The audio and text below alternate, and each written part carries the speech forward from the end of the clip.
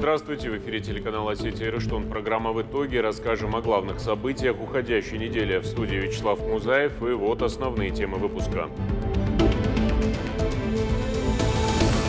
Сергей Миняйлов встретился с директором Северо-Осетинского центра развития бизнеса Россельхозбанка. На повестке вопросы поддержки аграрного сектора.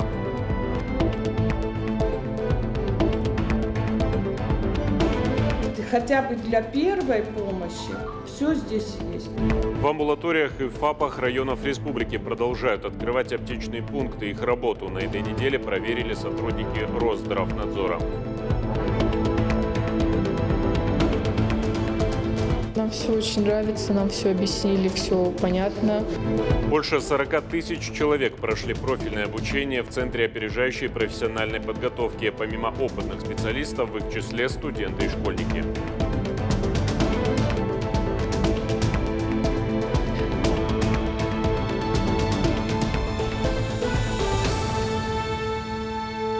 Сергей Миняйлов встретился с директором Северо-Осетинского центра развития бизнеса Россельхозбанка Ольгой Иночкиной. Стороны обсудили вопросы поддержки аграрного сектора, финансирования сезона полевых работ и развития инвестиционной привлекательности региона за счет финансирования средствами банка.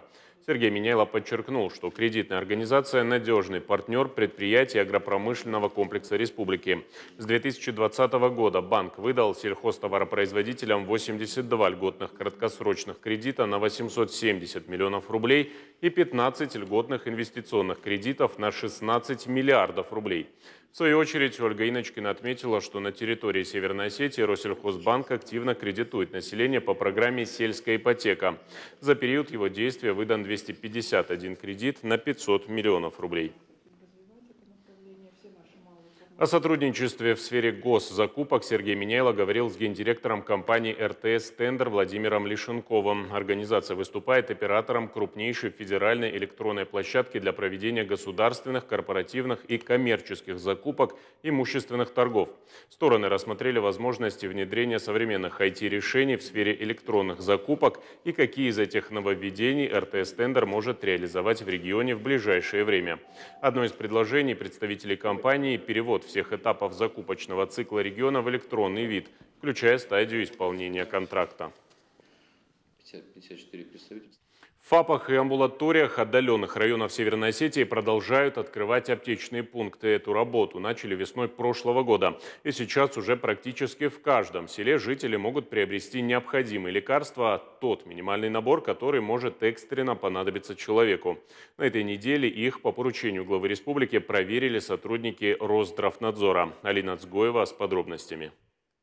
1217, да. Это детская и взрослая. И плюс еще Кудахчин. Да. Кудахчин и сады-огороды. И сады-огороды. А это по меньшей мере 2000 человек. И всем приходилось ездить в Алагир даже за базовыми препаратами. Далеко и не оперативно, хотя в самом Майрамадаге аптечный пункт когда-то был. Чуть ли не каждый год его то открывали, то закрывали снова. Но с октября прошлого года приняли окончательное решение. Оставлять людей без лекарств нельзя. Аптека хоть и небольшая, но тут просто обязана быть. Вот когда не было, были недовольны. А так, когда появилась, всем очень это подручно, вот этот пункт наш. Потому что хотя бы для первой помощи все здесь есть. Но я опять повторяю, что мы заказываем. То, что нам надо, бывает, мы заказываем и получаем.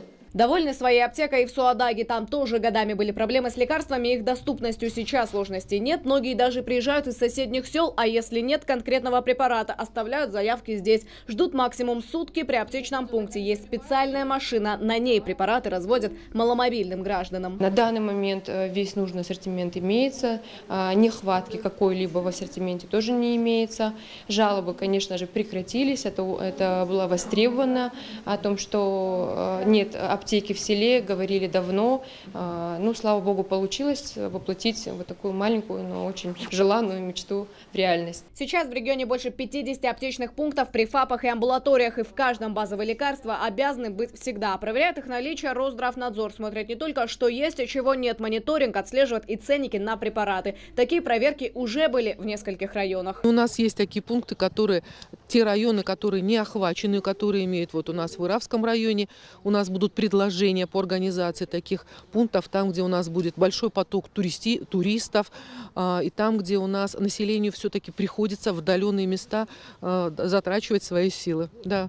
Есть и предложения у нас по ассортименту, мы это все отработаем с Минздравом, и надеюсь, что в ближайшее время эту ситуацию мы тоже будем держать на контроле тоже. В ФАПах и амбулаториях отдаленных сел республики должны быть аптечные пункты, и тем более лекарства. Такое поручение дал глава региона еще в конце прошлого года. Алина Цгоева, Алан Суанов, специально для программы «В итоге». В правительстве республики создали рабочую группу для проверки информации по дому-интернату «Милосердие». Накануне в сети интернет распространилась новость о нарушениях прав пациентов учреждения. В понедельник начинается комплексная проверка. Уполномоченные структуры детально изучат деятельность социального учреждения по всем направлениям. По словам министра труда и социального развития республики Алины Айдаровой, медсестра учреждения, которая сообщила в СМИ о нарушениях, уже около 10 лет обращается с подобными заявлениями в различные федеральные и региональные инстанции.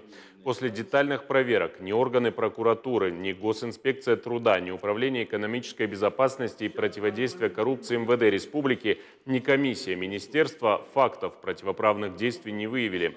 Как сообщила руководитель Росздравнадзора по республике Ольга Давыдова, специалисты территориального контрольно-надзорного органа уже провели мониторинг в доме-интернате «Милосердие» и убедились, что необходимые лекарственные препараты и медицинские изделия в наличии в нужном объеме. Жалоб от опекаемых или их представителей в адрес Росздравнадзора не поступало. На этой неделе по поручению главы республики Сергея Ивановича Миняйла состоялся выезд в интернат «Милосердие».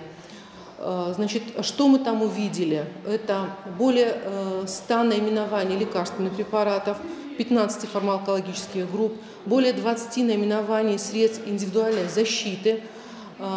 Это было, значит, большое количество, поскольку там больные, они еще вошли у нас в систему льготного лекарственного обеспечения, и большинство, какая-то часть препаратов получается за счет федерального бюджета, за счет льготного лекарственного обеспечения. Жалоб пациентов, опекаемых и их представителей в адрес тероргана Росздравнадзора не поступало, а также сведения о каких-то нежелательных реакциях, побочных действиях лекарственных препаратов тоже в адрес тероргана не поступало. В понедельник специалисты тероргана выходят в составе комиссии прокуратуры для того, чтобы уже детально изучить эту информацию на месте. Дом-интернат «Милосердие» – эпидемиологически значимый объект, поэтому контрольно-надзорные мероприятия Управление Роспотребнадзора проводит там ежегодно. В январе специалисты вместе с прокуратурой пригородного района побывали там с комплексной проверкой. Во всех рабочих помещениях, это процедурные холлы, душевые, в палатах, где находятся опекаемые, проводится ежедневная влажная уборка с применением моющих и дезинфицирующих средств. Имеются в достаточном количестве. Готовятся дезинфицирующие средства централизованно, хранятся на рабочих местах, применяются в соответствии с инструкциями по их применению, с чем медицинские работники ознакомлены. В ходе проверок это у нас выясняется, на это делается наибольший акцент. Питание пациентов осуществляется в соответствии с утвержденным меню. Оно соответствует требованиям санитарного законодательства. 27 марта специалисты территориального отдела очередной раз посетят психоневрологический дом-интернат «Милосердие» в составе комплексной проверки, которая будет инициирована прокуратурой пригородного района. Будет осуществлен контроль за проведением всего комплекса санитарно-противоэпидемических, дезинфекционных мероприятий. В учреждении уже побывали и представители Общественной палаты республики. Они лично убедились, что для опекаемых созданы достойные условия пребывания. Мы пообщались с медицинским персоналом. Там работают и психологи, и терапевты, и те специалисты, которых должно там видеть всем, значит, участникам этого заведения лечебного. Ну, что я хочу сказать. Мы не увидели тех нарушений и тех серьезных обвинений, которые прозвучали в сюжете. Тем не менее, Общественная палата берет на контроль ситуацию, которая там находится. Мы инициировали проведение независимой оценки качества оказания социальных услуг в этом учреждении вместе с Общественным советом Министерства труда и социального развития. И буквально через месяц проведем его вновь. Сафарби Цалиев прошел всю войну и имеет множество наград. Вернувшись с фронта, ветеран продолжал активную работу в колхозе родного Дурдура, а когда ушел на заслуженный отдых, продолжал общественную деятельность. По его инициативе в селе появился парк Победы. Сафарби Цалиев – самый старейший человек, который до сих пор ездит за рулем. И на этой неделе он отметил свой 100-летний юбилей о непростом пути в материале Сабины Гатаговой. Война застала Сафарби Цалиева буквально за школьной партой. Добровольно ушел на фронт и защищал родину до самой победы. В боях он проявлял исключительную храбрость. Например, в Краматорске в составе расчета огнем своего оружия уничтожил 3 пулеметные точки, автомашину с грузом и до 30 немцев. Его наградили орденом Великой Отечественной войны 1 и 2 степени, а за успешное выполнение задач удостоили Серебряным крестом и медалью за боевые заслуги. После войны он начал работать в сельском совете. Посвятил себя работе, улучшить условия жизни в родном Дурдуре была его главная задача.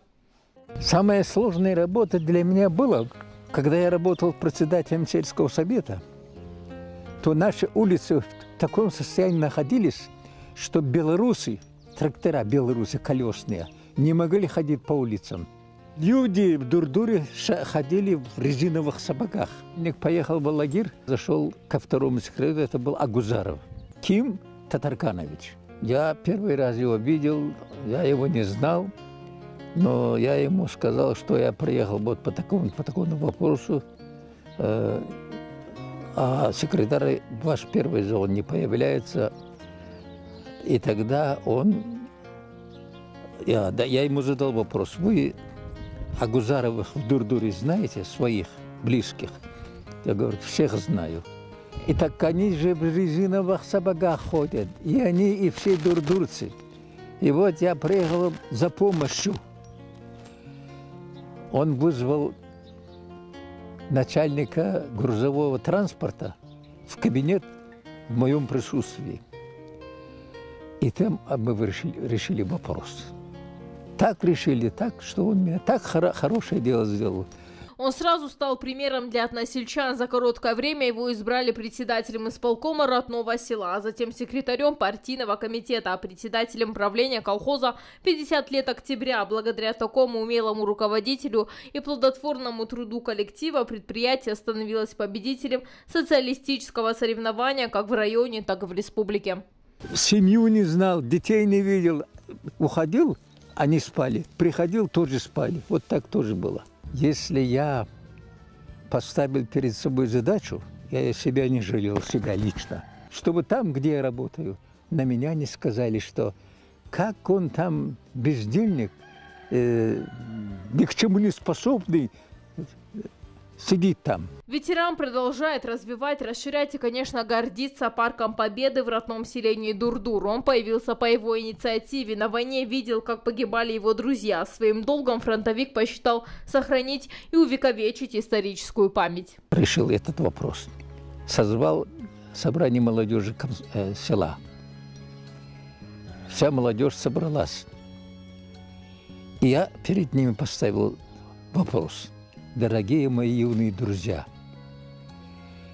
вы помните, вы знаете, историю знаете. Шла война, много людей погибло. С нашего села ушли 764 человека. 356 человек, которые не вернулись больше, которые сложили свои головы там же. И этих людей забывать нельзя, друзья мои. Со мной встретили, они встали. До единого встали, как этот часовой у боевого знамени полка.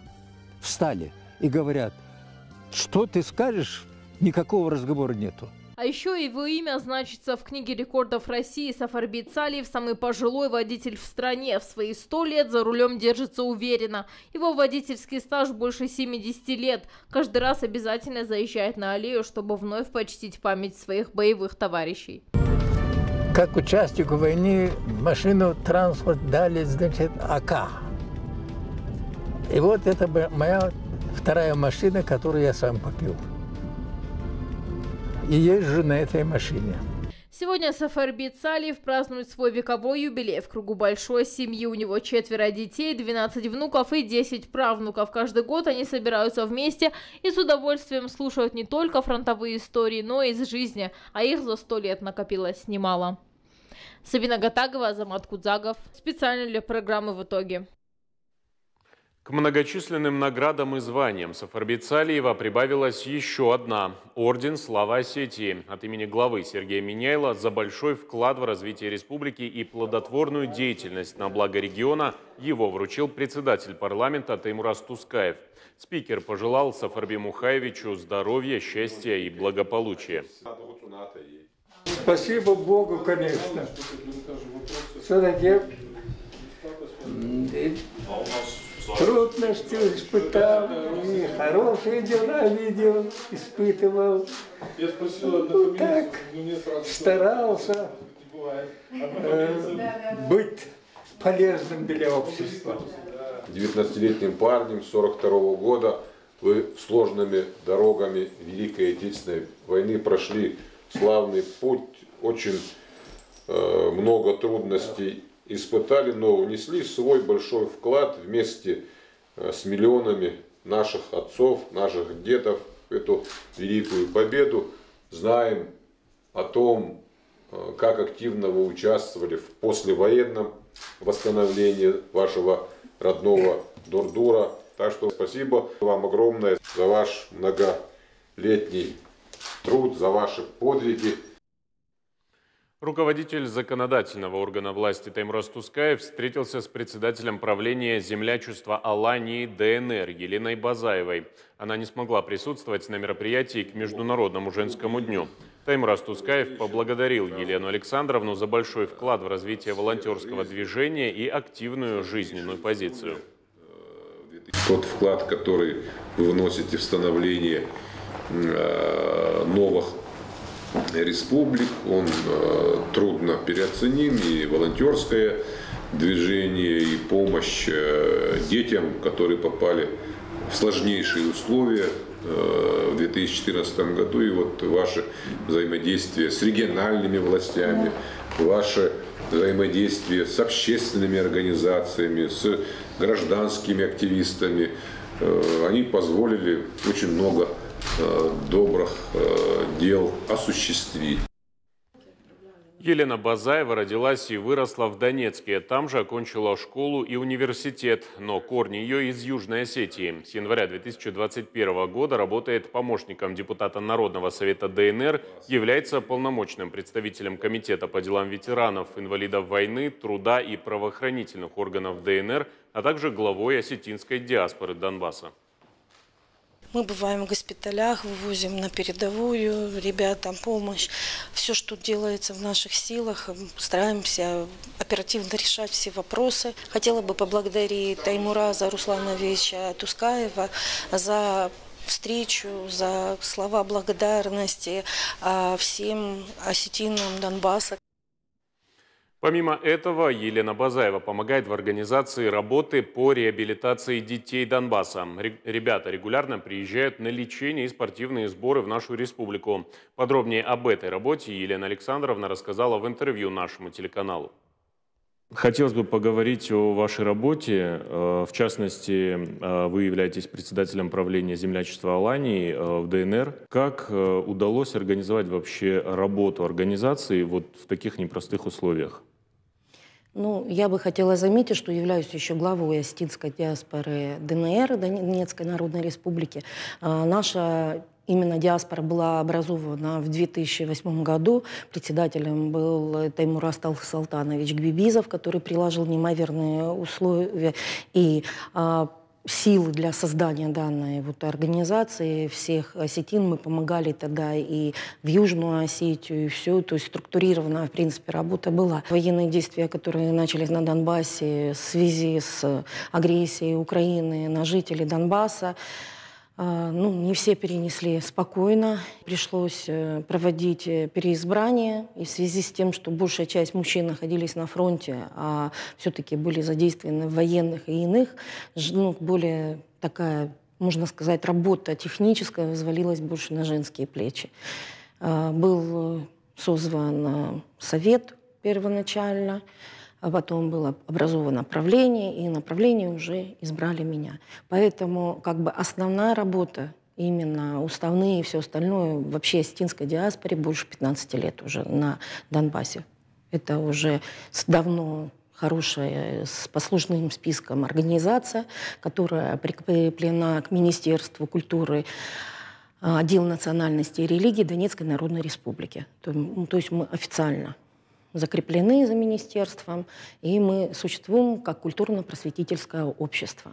Переформатизацию провели в 2018 году, когда мы сделали именно землячество, именно межнациональную общественную организацию землячество Алании ДНР. Землячество Алании. Как вы оцениваете главные принципы работы организации и главные цели вашей организации общественной? По форме мы являемся культурно-просветительским обществом. Мы несем слово Осетии. Так даже называлась программа, первая, которая вышла именно под этим названием «Слово Осетии». О том, чтобы зритель Донбасса узнал об Осетии еще больше. У нас намечались Дни культуры Осетии в ДНР именно в апреле 2022 года. До этого еще в 2019 году тоже намечались. Но в 2019 помешала пандемия, начало и все остальное. Там были сняты. А в 2022 началось СВО. После начала специальной военной операции как изменилась деятельность организации и что стало на первый план? Это очень трудный вопрос. Культурно-массовые мероприятия все запрещены. Так получилось, что в январе 2022 года народный депутат Народного совета Донецкой Народной Республики пригласил меня, и я стала помощником депутата.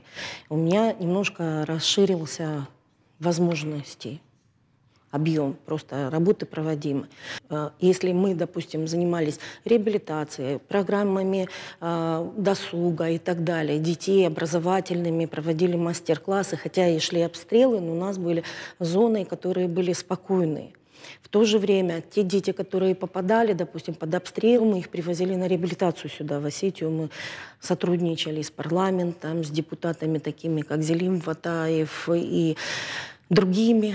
У нас получалась эта реабилитационная деятельность, плюс сборы спортсменов и так далее. 24 февраля объявили СВО.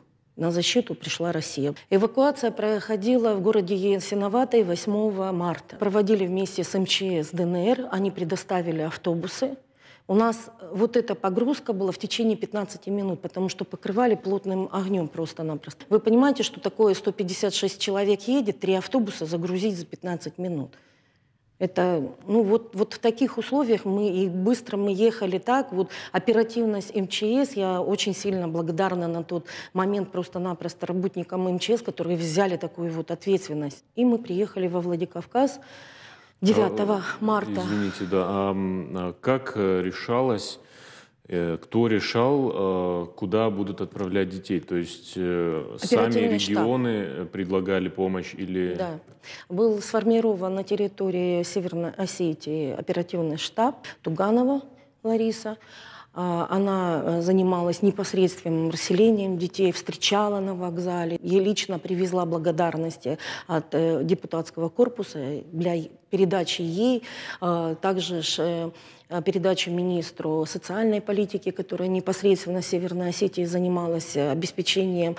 До сегодняшнего дня дети, которые именно с Ясиноватой, они сейчас находятся тут. Это не беженцы. Это не переселенцы. это эвакуированные. То есть они вернутся домой, они ждут возвращения домой. И вот вы представьте себе, этим детям многие организации, которые здесь находились, я хочу просто очень сильно поблагодарить Инок Фалтар, непосредственно Диму Хурумова, Алана Базаева, Эрика Багаева, Ирон Фасиват. Именно могу поблагодарить Жанну Маргиеву, которая пришла с детками, которые у нее работают, и они несли детские вещи, которые в чемоданы, рюкзаки, все это забирали с вокзала и отвозили. Вы понимаете, насколько это важно все было? И мы, получается, после 2014 года практически находились в полублокаде. Со стороны Украины у нас не шло ничего. Украина дошла до безумия, она просто-напросто действует, проводит геноцид народа ДНР. Потому что мы без воды находимся. Мы находимся круглосуточно без воды. У нас сейчас с Россией ведут воду, канал полностью. Вы понимаете, что у нас нет воды. Дети все на дистанционном обучении, то ли в подвалах, то ли в бомбоубежищах, либо же на дальних расстояниях, это, то есть в домах сидят у себя. Но они занимаются только по именно дистанционке. А школы и учителя, они все работают. У нас учителя стали грузчиками. Почему? Потому что приходит вода, они разгружают по 2 тонны, по 3 тонны, по 20 тонн, по 40 тонн в день. Вы понимаете или нет? Это вода вот этого квартала. И у нас, получается, школа работает уже как ПВР, то есть пункт временного размещения. Так как у некоторых школ есть хорошие бомбоубежища, там приготовлена вода, спальное место и сухари. С какими вообще организациями вы сотрудничаете? Я имею в виду вашу организацию землячества Алании. И насколько можно считать организацию гуманитарной помощи достаточной на данный момент? И что в первую очередь сейчас вам не хватает? Так получается, что мы заключили соглашение, и мы с многими благотворительными фондами. Это благотворительный фонд и Руспомощь Москва, это и благотворительный фонд Надежда, Вера, Возрождение, вот. Многие. По Осетии именно, так как мы больше занимались реабилитационной работой, вот первоначально реабилитационной, либо же привозили команды, которые здесь находились на сборах спортивных. Начиная с 2014 года вот эта гуманитарная помощь полностью уже и шла. Маленькую такую ремарку сделала, вот реально вот гордостью даже за Осетию берется, когда приехал один из ребят, он, получается, мама его при обстреле спасала, и она его сбрасывала, он получил психологический надлом, и он стал лысым. У него сгорели от нервов все полностью на теле, нервные окончания волос. И вот он, короче говоря, он полностью лысый. Ни ресниц, ни на голове, ни сказали, что он на всю оставшуюся жизнь такой будет. И вот только после лечения в Томийске мы приехали, когда мама пришла, обнимала, целовала и говорила, у него очаговое пошло, у него пошли реснички, у него пошли... То есть вот этот сон, вот эта реабилитация, доброта и лечение, вот эта гуманитарная вся деятельность, которая тут была, она вот так подействовала. Спасибо большое, Елена Александровна, что нашли время, пришли сегодня к нам. Современное оборудование, специальные тренажеры и квалифицированные специалисты. Центр опережающей профессиональной подготовки оснащен всем необходимым для обучения качественных кадров. Это совершенно новый инструмент развития. Там не только готовят специалистов, но и показывают перспективы различных профессий. Обо всем подробнее в материале Алины Цгоевой. Благодаря алгоритму отслеживает твои действия, обучает сама себя, что что-то смотрит такое. Она сама себя обучает, и в следующий раз предлагает такой же контент. Это самый простой пример нейронных сетей. Технологическая площадка прорывных инноваций, где о самых востребованных профессиях рассказывают практикующие IT-специалисты. Такие и знания дадут и помогут с работой, но главное, чтобы ученики показывали интерес и свои способности. А теперь давайте снимем выделение с внутренней стороны. Просто щелкнем где-нибудь. А это уже класс 3D-моделирования, самый популярный среди подростков. Здесь нет теории или какой-то специальной литературы для обучения, только практические занятия и постоянный контакт с преподавателем. Метод лучше всего помогает современным школьникам усвоить пройденный материал. Нам все очень нравится, нам все объяснили, все понятно.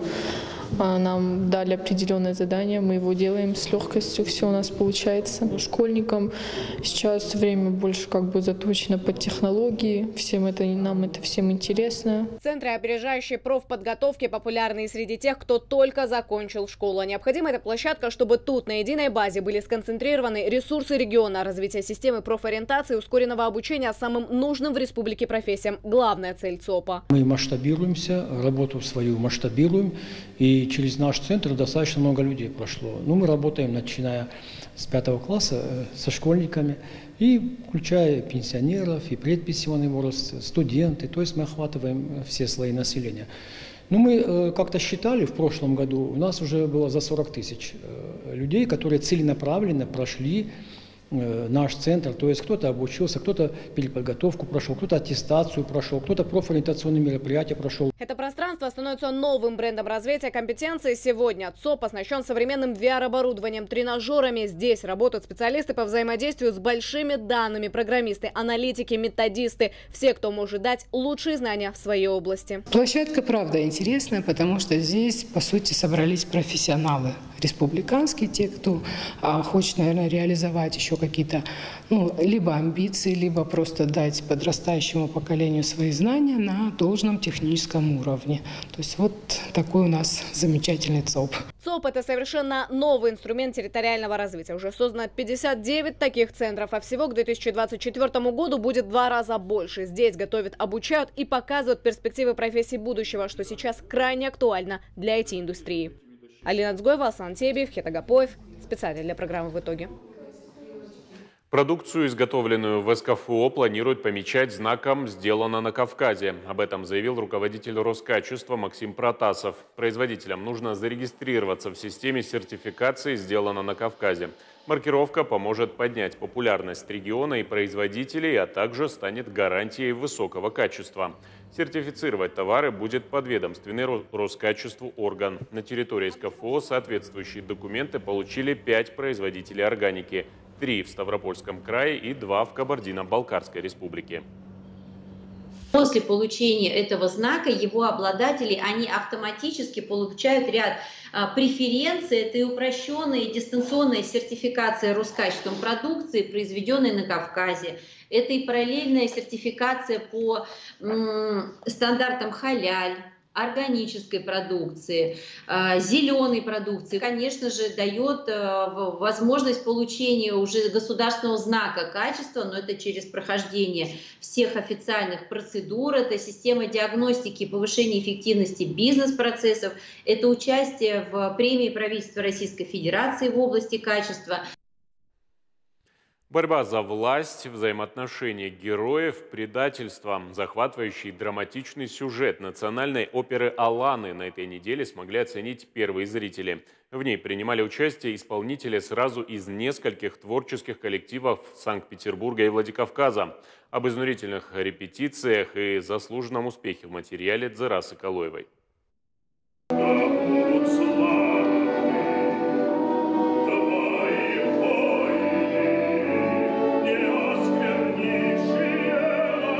Взаимоотношения власти и народа, понятия чести и долга, месть и, конечно же, любовь. Действие разворачивается на Среднем Востоке в эпоху великого переселения народов, когда героические аланы, наемники на службе у Древнего Рима, победоносно шли по всей Европе. Яркие декорации и сценические костюмы погрузили зрителя в ту эпоху. На одной сцене несколько творческих коллективов, артисты из нашей республики и Санкт-Петербурга.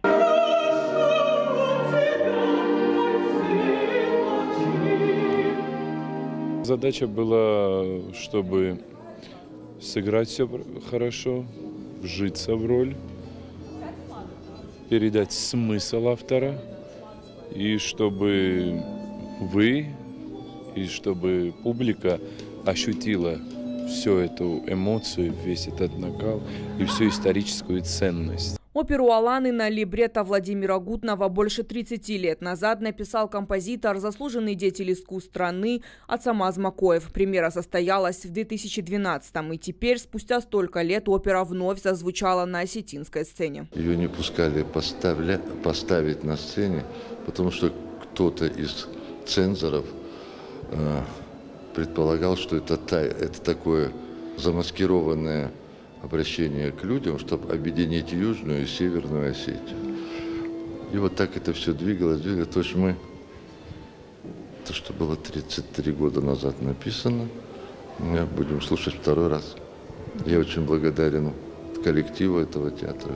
Новое исполнение, измененный состав и мастерски исполненные партии. Артистам удалось покорить сердца ценителей оперы. К слову, зал был переполнен. Я из Петербурга приехал сюда. И вот попал на прекрасную оперу. Остался очень доволен, потому что было все очень энергично. Очень плотная опера. В общем, понравилось. Я бы, наверное, еще раз сходил бы с удовольствием. Над возрождением оперы работала большая команда профессионалов. Режиссер-постановщик, народный артист республики Анатолий Галаов, а музыкальный руководитель, народная артистка России Лариса Гергиева. Я уже говорила о том, что опера осетинская как-то испытывает дефицит новых сочинений.